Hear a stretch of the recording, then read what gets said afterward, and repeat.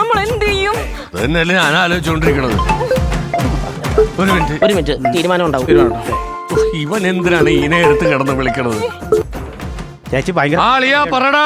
എടാ സുഭാഷേ, നിനക്ക് നേരം വെളുത്തില്ലേ? നേരം വെളുത്തളിയാ. നീ എന്താ പറഞ്ഞത്? രാവിലെ പൈസ തരാന്നല്ലേ?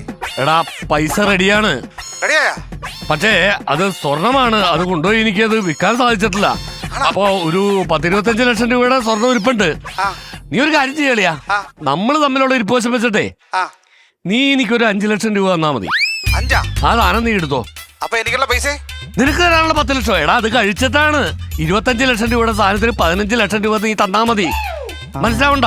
തൽക്കാലം നീ ഒരു കാര്യം ചെയ്യ്, പെട്ടെന്ന് തന്നെ എന്റെ അക്കൗണ്ടിലേക്ക് ഒരു 2 ലക്ഷം രൂപ ഇട്ടുക. ബാക്കി നമുക്ക് വൈകിട്ട് കാണാം. ഞാൻ സ്വർണം തരുമ്പോ ബാക്കി ആഴ്ച തന്നാ മതി. എന്ത് പറയണ? ഓക്കെ അല്ലേ? അപ്പൊ എന്തായി? അപ്പൊ നിങ്ങളുടെ 2 ലക്ഷം രൂപ ഞാൻ ഇപ്പൊ തരാം.